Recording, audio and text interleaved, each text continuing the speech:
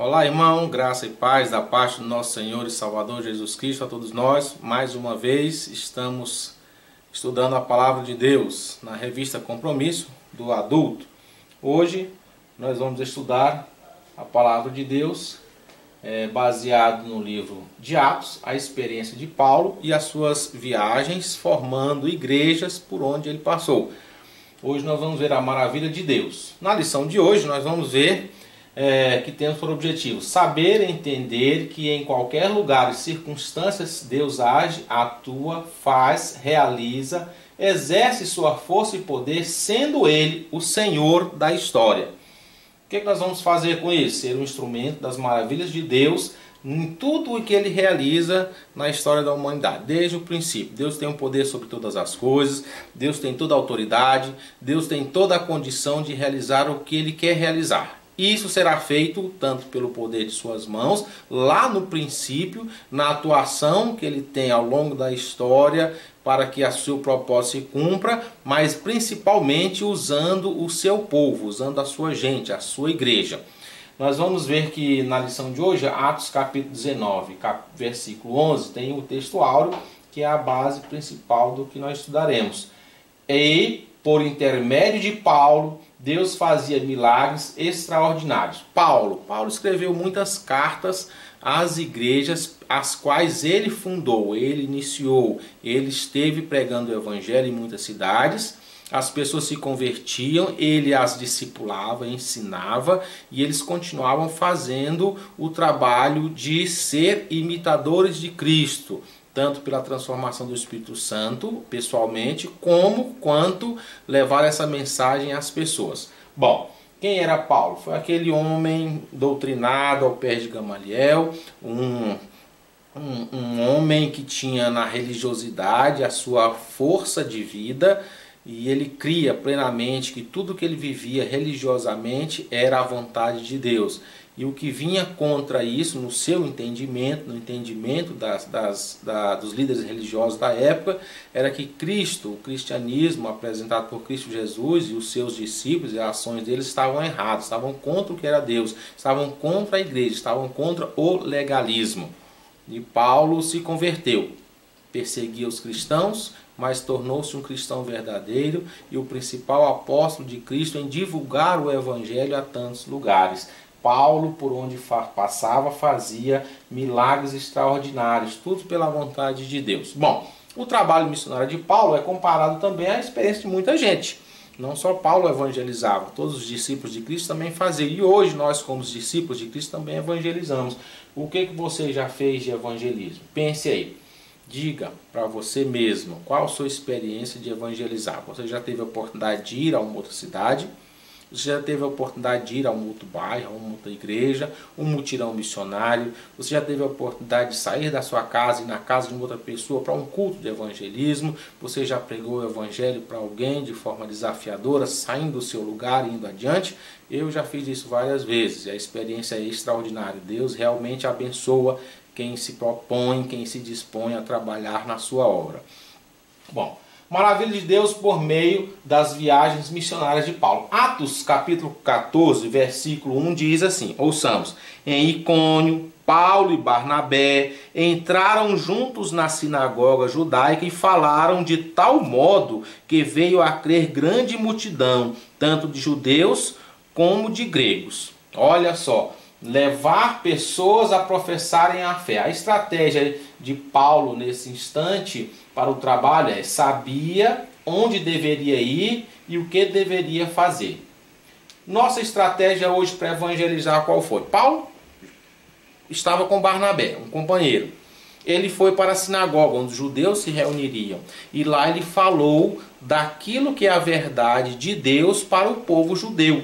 Ele pega o Velho Testamento, revela as profecias a respeito de Jesus e então revela os feitos de Jesus, comparando o Velho Testamento com o Novo Testamento, com a mensagem de Jesus, com os feitos de Jesus e as coincidências por mão divina da profecia com que Jesus fez. E muitos, pela ousadia, pela pregação, pelo poder do Espírito Santo, creram no Senhor Jesus. Então eles saíram de lugar, chegaram num lugar apropriado, falaram a mensagem apropriada e as pessoas creram. E a nossa estratégia hoje, qual é? O que você tem pensado em falar com Jesus? Eu não tenho condições de ir muito longe, falar para muitas pessoas. Eu posso falar para o meu vizinho, para um parente, está insistindo em falar de forma pequena, forma simples, citando o versículo. Eu sei que pessoas ouviram a palavra de Deus e Deus é quem fará a obra de convencê-las ao Evangelho. Princípio e estratégia de Paulo: o tempo. Passava-se o tempo, ele pregava o Evangelho e deixava que o tempo corresse e as coisas acontecessem pelo aquilo que Deus tinha de ministério.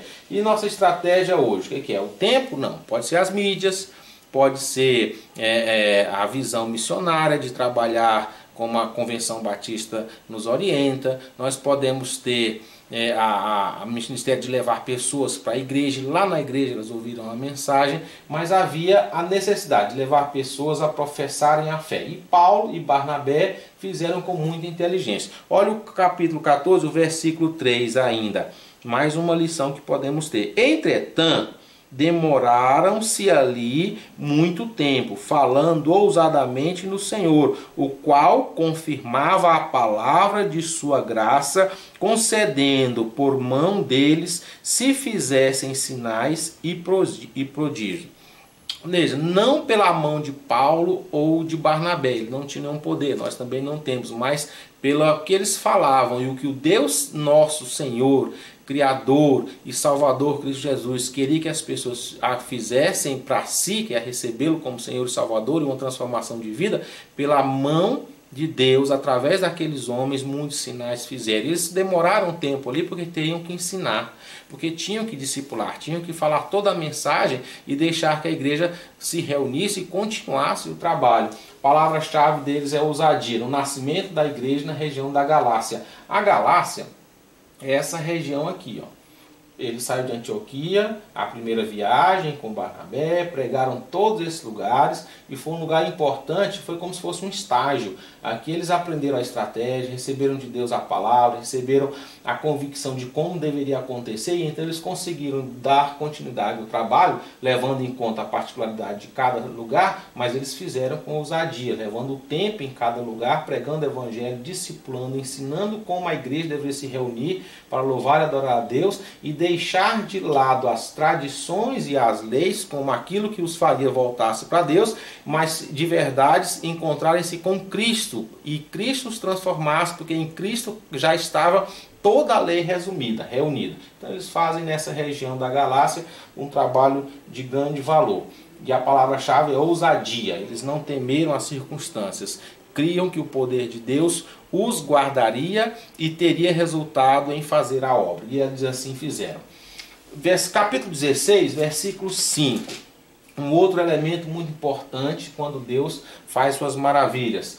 Leiamos o versículo 15, que diz assim, do capítulo 16. Depois de ser batizado, ele e toda a sua casa nos rogou, dizendo: se julgares que eu sou fiel ao Senhor, entrai em minha casa e aí ficai. E nos constrangeu a isso.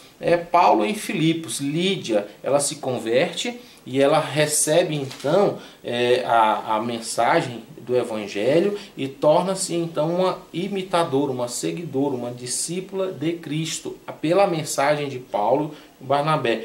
Ela então diz: eu quero ajudar, retribuir, eu quero que vocês fiquem comigo. Ora, Deus provendo a situação de sustentação do seu obreiro diante disso. A base para o nascedouro da igreja é a fé. Lídia foi um exemplo, ela creu. Se vocês creem, que acreditam que eu me converti, que eu tenho um justo juízo diante de Deus e posso ajudá-los, fiquem conosco. E hospedaram na casa dela. E ali também fizeram, é claro, mais um trabalho discipulado. E ao abrir as portas, ela atraiu pessoas para ouvir o evangelho. E lá começou uma igreja. Eles estavam plantando igreja em uma casa. Você quer plantar uma igreja? Nos tempos de hoje, existem estratégias. Se você quiser começar esse trabalho, Deus lhe motivou, é possível. O começo é esse: converta uma pessoa e abra as portas para que o evangelho aconteça. Se alguém na igreja um dia lhe chamar: irmão, abra sua porta, para que você possa receber pessoas e nós evangelizarmos. Não fique de rogado. Faça isso. Deus vai lhe abençoar, vai lhe ajudar e você será muito feliz com isso. Ainda, a maravilha de Deus é em função da sensibilidade, da direção do Senhor. Entender o que Deus fala. O versículo 9 do capítulo 16 diz assim. Aqui está. À noite sobreveio a Paulo uma visão na qual um varão macedônio estava em pé e lhe rogava dizendo: passa a Macedônia e ajuda-nos. Veja essa situação. Como Deus fala ao pregador, como Deus fala ao mensageiro. No caso de Paulo foi um sonho. Ele viu um varão macedônio que tinha suas vestes características daquela região, daquela cultura. E dizia: venha para cá e venha aqui falar do evangelho. E Paulo então, ouvindo isso, apesar de ser um sonho, muitas pessoas dizem que os sonhos são controversos, mas uma pessoa de fé ouve o sonho, quando lembra dele, consegue, pelo Espírito Santo, entender que aquilo é uma mensagem divina, pelo Espírito Santo, com verdade. Mas só é possível você interpretar um sonho como uma mensagem de Deus se você estiver em plena sintonia com ele. E Paulo tinha isso. Ele ouviu então: vamos a Macedônia. Foi sensível à chamada. Apesar das dificuldades que ele saberia que encontraria na Macedônia, do politeísmo, uma cidade pluricultural, ele foi para lá. Lá haviam judeus também que ouviam a palavra de Deus, se converteram, as pessoas da Macedônia também, originárias lá, converteram, e lá iniciou mais uma igreja. Sensibilidade para ouvir a palavra de Deus. A visão que Deus dá é para aqueles que já vivem em trabalho. A vontade de Deus para Paulo foi clara e objetiva: agora vá à Macedônia. Alerta para nós: o chamado não pode ser para atender nossos interesses.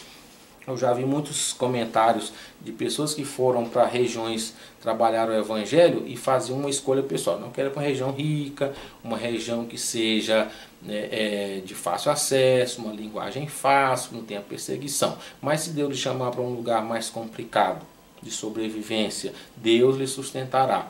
Paulo ouviu essa chamada e ouviu o que Deus queria. Apesar dele ter outras cidades que ele poderia ir até chegar lá, ele já foi direto. Ele foi sensível e obedeceu claramente o que Deus falou.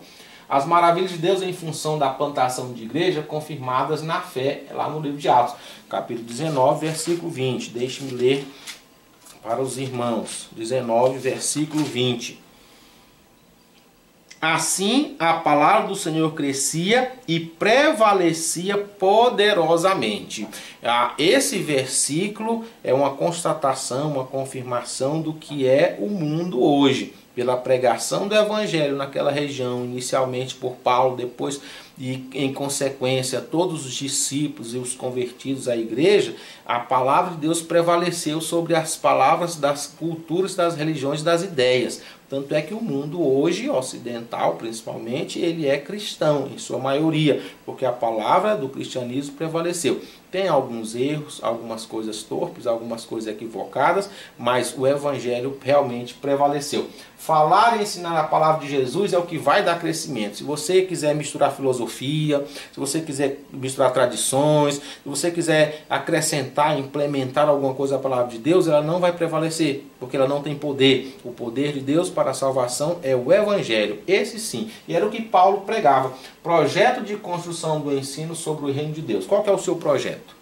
Você quer falar de Jesus com ousadia, com intrepidez? É primeiro necessário estudar a palavra de Deus, conhecer a Deus, ver Deus atuando verdadeiramente, imitar a Cristo, fazer como Cristo fazia. Essa verdade vai prevalecer sempre. Atividades para nós pensarmos um pouquinho. O estudo de hoje é a maravilha de Deus. O assunto: Deus fazia maravilhas pelas mãos de Paulo. Qual que é o desafio? Descrever algumas maravilhas que Deus tem feito através de você. Você como crente é luz nesse mundo, você como crente é sal nesse mundo, você como crente é um pedaço do reino de Deus aqui, você como crente faz o que Cristo fazia, e isso, é claro, é maravilhoso. Então pense, o que de maravilhoso você tem realizado na sua forma usada, na sua forma estratégica, na sua forma conhecedora e sensível ao que Deus tem para conosco. Bom, como instrumento maravilhoso de Deus eu posso ser, primeiro, ter convicção clara da vontade de Deus e submeter à sua direção. Você tem isso? Você submete a Ele, você quer viver uma vida conforme a organização do mundo. Reconhecer que somos apenas instrumentos, somos mãos e não as maravilhas. Deus nos usa para fazermos a obra. Nós não somos a maravilha de Deus, nós somos os instrumentos dele. Deus deve ser glorificado e exaltado. Se eu fizer uma obra grandiosa, e eu posso pensar que fui eu quem fiz, com a minha eloquência, com a minha inteligência, com a minha intrepidez, com tudo que já me ensinaram na vida. Mas se é para o reino de Deus, Deus me usou. Eu fui apenas um instrumento. Glória seja dada a Ele. Objetivar que o crescimento deve ser sempre da palavra, não da pessoa. Os meus feitos, meus exemplos, o que eu tenho vivido, não. O que Deus tem feito através de mim. O que é do reino está escrito na palavra. Então procure citar o que Deus fez. E não esqueça de, como Paulo disse, sede santos como eu sou santo, imitadores de mim, como eu imito a Cristo. Esse é o princípio. Eu sou um instrumento, eu sou uma verdade que Deus transformou. O que Deus fizer em mim pode ser testemunho dele e não da minha soberba. Deus nos abençoe. Deus possa instruir-nos a compreender essa mensagem e sermos ousados e sensíveis ao chamado de Deus a pregar o Evangelho e começarmos novas igrejas. Deus abençoe a todos nós e até a próxima lição.